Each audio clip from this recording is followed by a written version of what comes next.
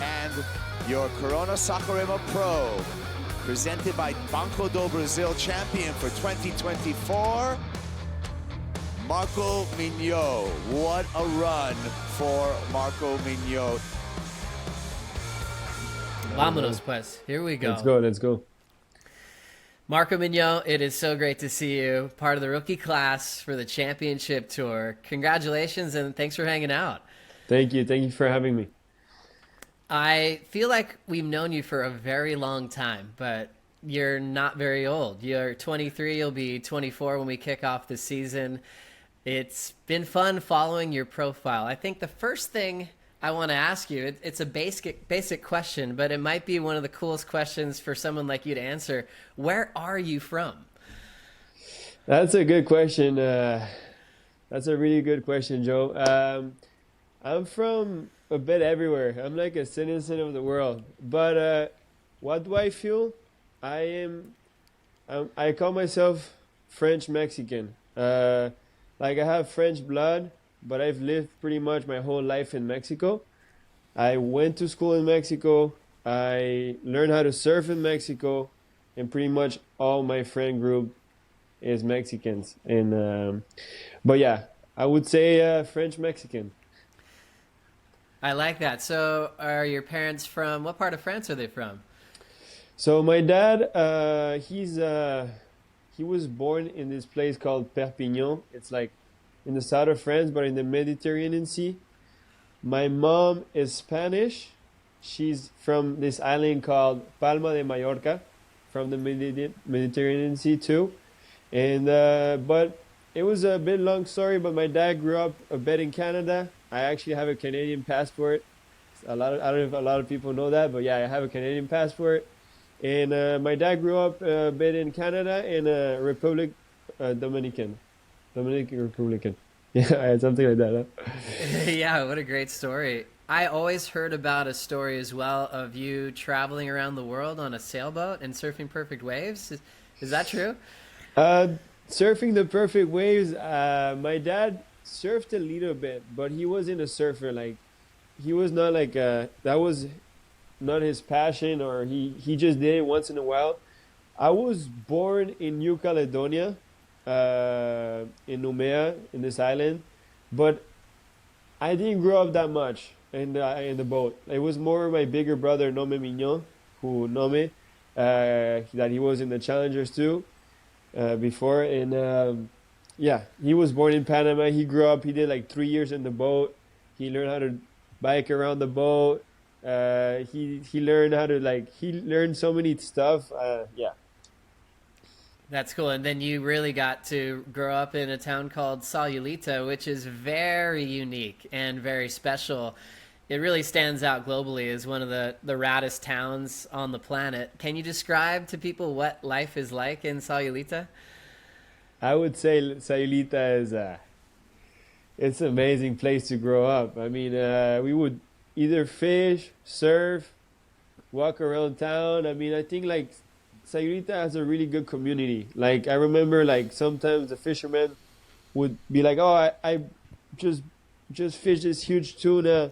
Like, somebody brings some tostadas, and then like the other guys are like, "Oh, just bring some spices," and then the other guy was like, "Oh, bring some onions," and it would like bring this whole thing, this whole crew, like, and everybody would eat, everybody would have a good time. I don't know, there's like a rad community in Sayulita. Like, you're not judged like of who you are. You can be yourself, and that's something I really appreciate of Sayulita. Like, you can go to the restaurant without a t-shirt, you know, like, so this, I just love this life over there, you know. It seems like there's a lot of people from all around the world that call Sayulita home. It's really attracted an international type of base there. Yeah, no, Sayulita is a international town, which I think it makes it really rad. You know, I like to be like surrounded by all kind of people. You know, I like to be with some American. I like to be with some Mexican. Like, if it just creates this really nice group. You know, I learned how to speak English. I learned English in Mexico, actually. So, like, some friends would speak English, and that's how I didn't really understand him in the beginning, but I was like, I had to figure it out somehow. So it's sick. I love it. I like to be international. I think I would need to live somewhere where there's like a bit of people from around the world. Take us back to the beginning. If you do remember the first wave, like the most first important wave of your life, does that come to mind at all to you? Yeah. No, I remember one time. So I started in the boogie board. So the my brother Nome and Diego, my cousins, started surfing before me. I would look at like see them surf and stuff, but my mom bought me a boogie board, and I started like in the inside, and I just boogie board the whole day, all day long, and then I started to stand up in a boogie board. So I would say those were like my first waves. But one time I got my friend's board and I went out the back. Normally I never go, like when I was younger. Grabbed my first wave and it just felt like I was like, this is what I want to do for the rest of my days. What wave was that? It was in Sayulita. In Sayulita, that was my first wave, and that's where everything started. So, thank you, Sayulita, for giving me this amazing life. Was it pretty immediate that you were on this path to live a life as a pro surfer, or did that come later? I think it all started like watching like surfer magazines, and then I would watch like Kelly Slater was my biggest inspiration. Like for me, Kelly kind of got me to when I watched him, I was like, oh, I want to be him. I want to surf like him. I would when I would wear like a pair of Quicksilver board shorts, I was like, oh, I feel like I'm like surfing with like Kelly Slater. I don't know. I actually, you know what? It's a funny story that I liked so much Kelly.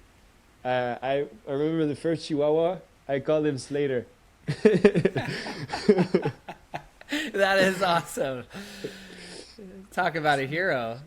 Yeah, no, he's the man, he's the king.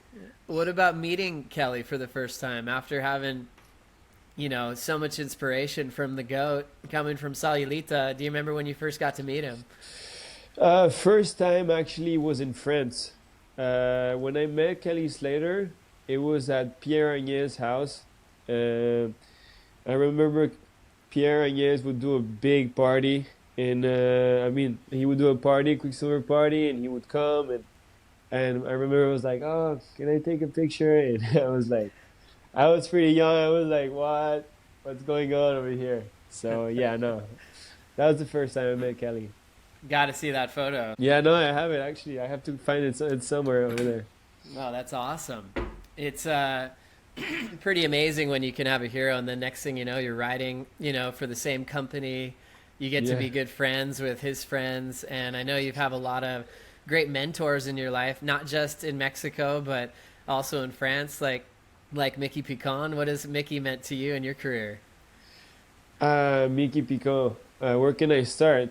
This guy has done so much for me. I mean, he's grabbed me under his wing, and he's brought me to where I am today. He's brought me all this knowledge, and like it really comes from the heart. Everything he does, not only for me, like everybody around him. And if you really know him, he's a good guy, and he's real. And that's what I like. Like I was saying, Mickey is everything I know. Like competition strategy, like knowing how to like organize myself, like booking tickets, like to so many stuff. Like he's my mentor. Like the only thing I can say is thank you so much, Mickey, and he's such a great guy and such a big inspiration, and I'm so thankful for him. Thinking about your wildcard call up in 2019, you were a Grom, man. What do you remember about that big experience? No, I remember actually in the beginning of the year, Miki told me, hey, maybe you could have the wildcard for the CP. And I was like, are you serious? What do I have to do? What do I have to do? And he's like, oh, maybe win an event, QS or something. And I was like, oh, I started like visualizing myself winning an event. And I remember like the event right before, I think it was Lacano. I lost like in the first two events in Europe, And I went to Lacano, like no expectations. I ended up winning that event, and that got me kind of like um, for maybe having my spot over there. And then I didn't. It was not really happening and stuff. And I remember one day I woke up like uh, just cruising, and I just get an email. Hey Marco, you have the walk card in like 3 days notice, pretty much. And I was like, oh my god, I was freaking out. I was like, it was like 6 in the morning, screaming in the house, and but yeah, surfing with my heroes like Gabriel Medina. I had him twice in the heat, and I almost beat him in the third round. I remember I was like so close on beating him. That would have been pretty special. But yeah, I have another chance. Maybe we're trying to do that in 25. But Medina is such a big inspiration. He's such a good guy. I got to meet him in Portugal, and like he invited me dinner and stuff. So he's a really good guy. Oh, that's Yeah. awesome. And just focusing on the Challenger Series for you, it really didn't take long. When I look at 2023, that was the first year you did all the events, and you were in that conversation of, maybe 4 or 5 spots out when it came to qualification. And then this year, you ended up finishing third on the Challenger Series, making 2 finals, but maybe the most emotional one. Well, they're probably both emotional, but the one you were with Al Cleland Jr. at the U.S. Open to represent Mexico together in that final in on such a prestigious event in Southern California. What did that mean to you? Wow, no, that was special.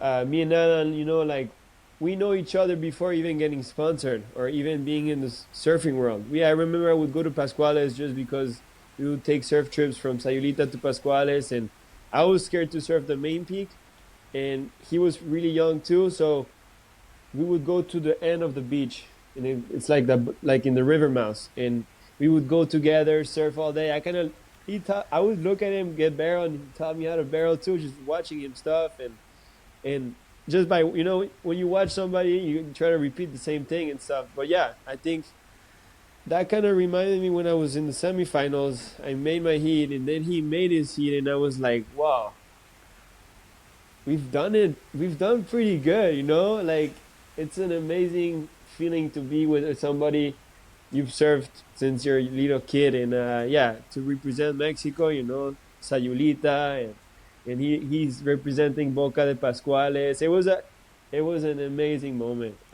Something that will forever be in history. Did you have to shake off a loss? I mean, not coming home with the first place trophy, or was it pretty easy since you were with your good friend? I mean, of course, I'm a competitor. I want to win. I want to beat everybody. But I was, if I would say, if anybody would have to beat me that day, I wanted Alan to beat me in the final. And of course, the last 5 seconds, he just grabs the last waves, makes it happen. It was hard. I was like, what just happened? Why? But then I was like, no, I won too. I won because he won. And I feel like when somebody you like and you genuinely respect, when somebody wins, I win too. And that's that's the way I think. It's somebody that a good friend wins, I win too. Yeah. That's beautiful. I have so many strengths coming to mind that you're going to bring to the tour, but definitely already having a lot of success at Saquarema, basically in back-to-back years on the Challenger Series, from the third and then to a huge win to jump up 10 spots to qualify. And knowing that's a CT event with that kind of comfort, that has to feel great. Oh, no, for sure. I mean, Saquarema, I feel like it has that Latino vibe, Latin America, like people, a lot of energy. And I feel like for me, when I go somewhere, I almost feel like I'm going to do good already. I feel good. You have this little thing, you're like, oof, I feel good here. And Brazil is it's a place where I like it a lot. The people, the energy, and kind of reminds me of home. So, yeah. How many languages do you speak? I would say like 3 that I speak it, read it, and I would say that I could be fluent. But right now my Portuguese is doing pretty good. Falo um pouquinho. Falo um pouquinho. Oh, that's really helpful on tour, as you know. I was thinking about next year and the events that you're really looking forward to. If you could pick one event on the calendar that you want to win, maybe more than any other on tour, is there one that's popping out to you? I mean, of course, like pipe it would be a dream come true. It's the biggest event in mind. But where I see myself winning is Portugal. I would love to win in the European crowd. I feel like it's a place where it's all about being with the flow in with the ocean, being in the right place at the right time. I think I've surfed the wave a lot, and I have this European crowd with me. So let's go. I love that. Who are you going to bring with you on tour next year? From coaches to family? Have you worked that out yet? I'm definitely going to have a coach, Jason, with me. Jason Aparicio will be with me. So he's going to be there. Family, hopefully some of my little brother and Nome and my dad can join. But, they have their things and stuff. So we'll see. We'll figure it out. Pretty nice that now the cut has been moved to 7 events. You qualified at the right time, my friend. No, yeah, I'm stoked. I'm telling you, I'm really stoked. So I think the expansion was amazing because it gives us a bit of time to even learn even more and adapt. So yeah, I think I'm super stoked. Any wave on tour that you're marking as maybe could be the biggest challenge for you on tour next year? My biggest challenge, I think, I feel like when I see Margaret River, I feel like those type of waves like Sunset. I spent a lot of time last year in Sunset. I probably did like in a month and a half, I did like 60 sessions. I pretty much surfed only Sunset. So, because I feel like if you know how to surf Sunset, you can surf anywhere. But yeah, Margaret, I think it's a place that I'm actually looking forward because I feel like you never know. I feel like it looks like a challenging wave. I would say that would be the most challenging wave. Talk about boards. What are you going to be riding on tour? I'll be riding JS surfboards. Best You've boards been with in them the for a world. long time, right? Yeah, I know. Jason's been, Jason, like even when I was not even in the challengers, he would like talk to me and tell me, hey, how's the boards? And until this day, he's been really amazing with me, and I'm really thankful to have him like since like the QS all the way to the CT now. So yeah, JS, that's where I want to be riding. Well, you finally reached your goal of making the tour. We have a long off season. When or have you already began to really put your head down to train, to start focusing? When does that begin, or has it already? I think I feel like I've done now. My lifestyle is like it's almost like I train, I surf, that's what I do every day. I feel like it's not even like, of course, there's some moments I'm gonna have to put a bit more of hard work, but I feel like I could tomorrow the camp could start. I'm ready today. Like I'm ready to go. But yeah, of course, I'm gonna be coming to Hawaii a month before, getting ready, adapting to the energy, adapting to the pipe, adapting to the bigger boards. So I think Hawaii is gonna get me really ready for the first event. Let's focus on Pipeline for a moment here. Your experience out there, and how confident do you feel of making some big heats? Of course, it's a pipe.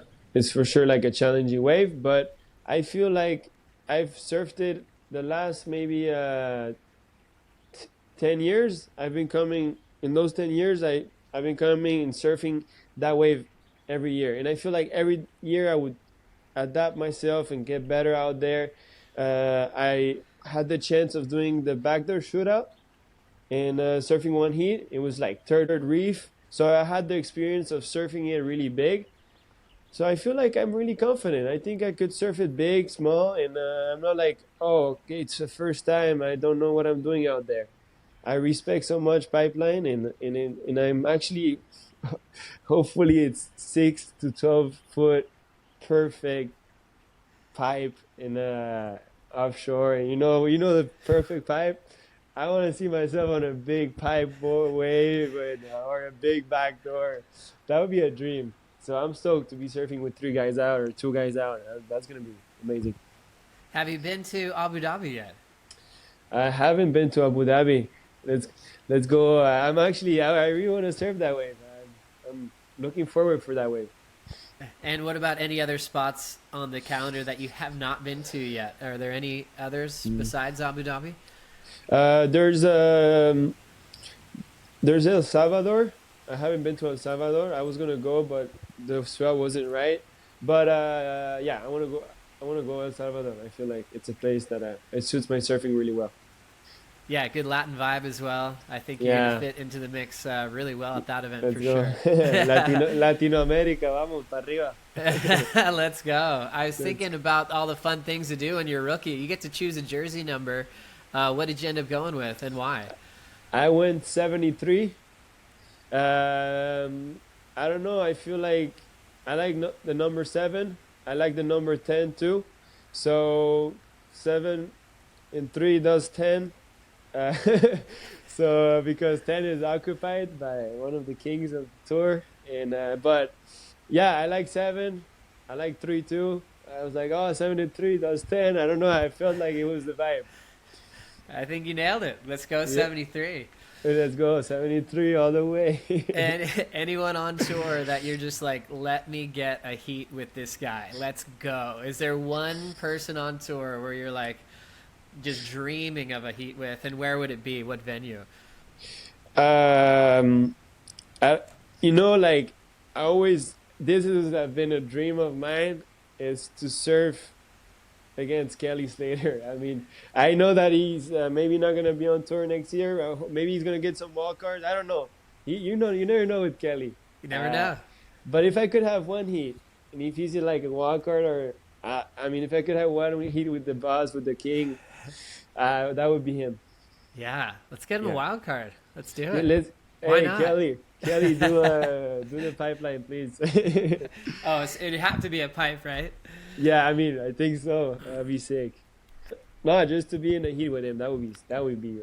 I could say I surfed the heat with Kelly. Where's your head at with setting goals for your rookie year? What do you want to accomplish at the end of 2025? For end of 2025, like I'm going for rookie of the year in top 10. Rookie of the year in top 10. I know it's I'm gonna have to adapt, but I'm feeling good. And I suppose we talked about your wild card in 2019, but we got to see you on tour in 2024 in Portugal. How much different of a surfer do you feel like today, even compared to earlier this season? I feel that I've learned a lot, not only like surfing, but with myself. I know how to prepare myself to get into a heat. I think sometimes I feel like these days there's so many good surfers. I think everybody can go out and from the challenger go out and do an 8 or a 9.